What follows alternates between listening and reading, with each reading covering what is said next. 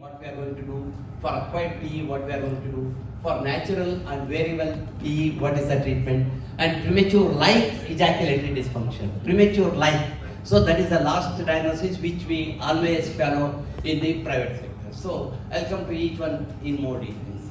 So treatment, lifestyle modification, behavior therapy, condoms, local applicants, oral medicines, other treatments, combined treatments, and surgical treatments.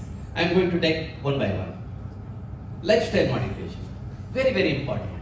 A smoker, ask him to start smoking. A chronic alcoholic, he drinks alcohol, takes him to high level, performance will go. That is one very, very famous image is there. It increases this one, but during the performance, he utterly fails. So alcohol, smoking, all these things have to be limited, and obesity, it has to be limited. So good exercise, a good exercise, especially walk at least 2000 steps before going to the bed. The adrenaline increases and the testosterone increases. You will perform very well in the bed also. So by doing regular exercise and reducing the weight, keeping the body mass index within 20 to 25, in a long run, it makes your sexual life more happy and premature ejaculation will come to control. So lifestyle modification is the first one. Observe what the status is and try to change the lifestyle habit. Counseling, explain them that the stress level has to be decreased and exercise, regular exercise.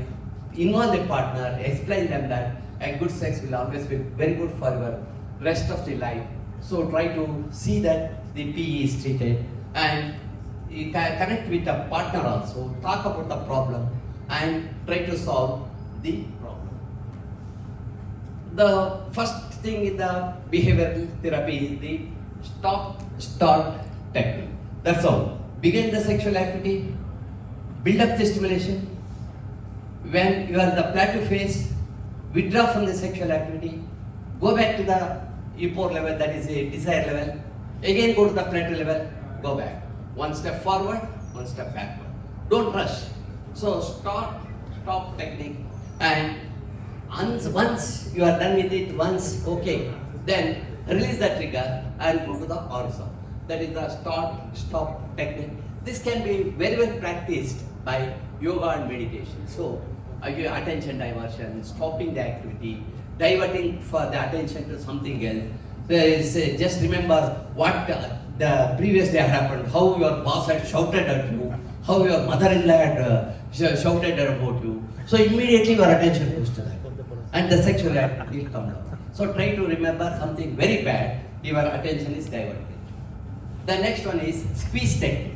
You can squeeze either the glans penis, or even you can squeeze ask the partner to squeeze the testicles very lightly, not too much, otherwise you will go to the heaven. So don't go to the directly, or ask her to pull the scrotum a little bit, or pinch it, or even pinch the inner side of the thighs. So these squeeze techniques, because of that squeeze, suddenly the plateau level continues, orgasm level comes down, and there will be a little more extra time for you.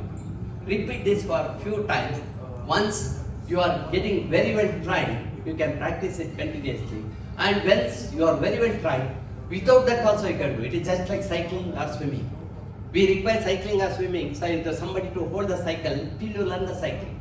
Swimming, you want all those gadgets till you learn the swimming. Like that, these behavioral techniques, once you learn very well, no need of squeezing or pinching. You will carry on. Mind diversion. See, he's thinking about something else. Observe this one. Yeah. He is not looking at her.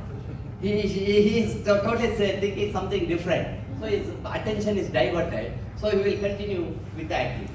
Kegel exercise. This is very, very important. Pelvic muscle flooring, pelvic floor muscles. If you tighten them very nicely, you will have a better control. They are just like triggers for your horse and bullock. This one. So you can go on controlling them. So good Kegel exercise, yoga, meditation, and this Kegel exercise has to be done repeatedly. Wherever you are going in the metro or the train or the bus, start. Of course, somebody will observe you, be careful. So, without seeing that nobody observes you, so start, very easy.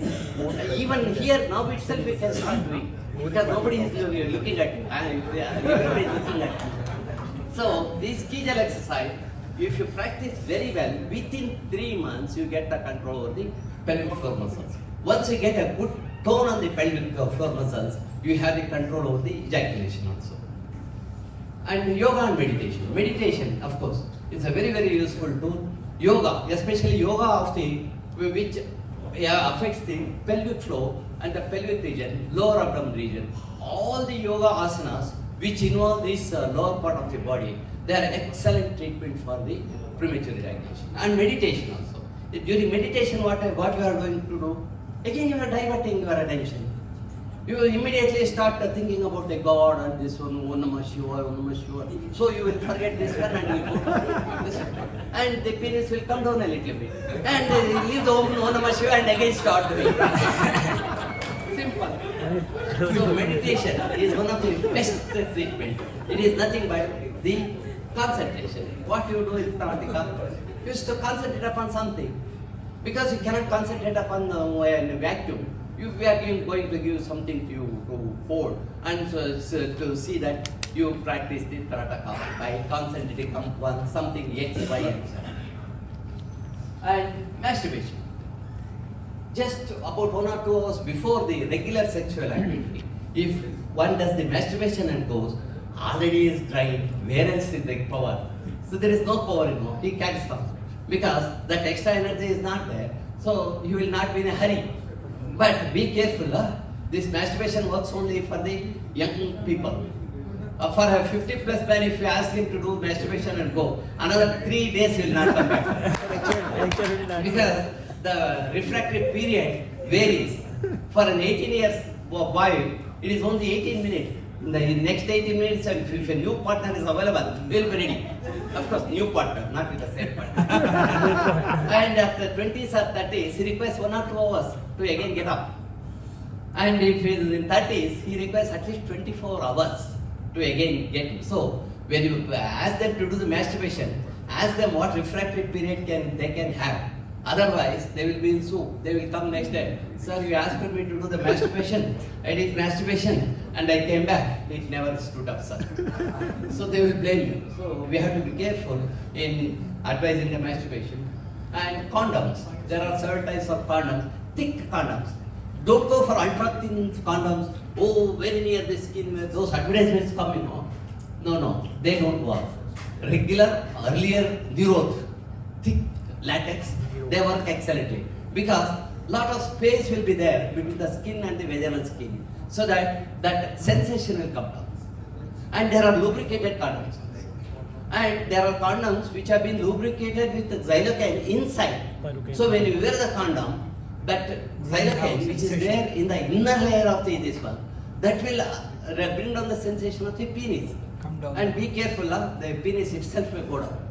Because there will be no sensation. All this work only for those who have got very good direction.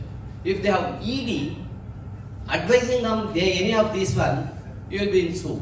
So we have to be careful before advising them these types of condoms. And local anesthetics. They are available in sprays, they are available as creams, there are combinations.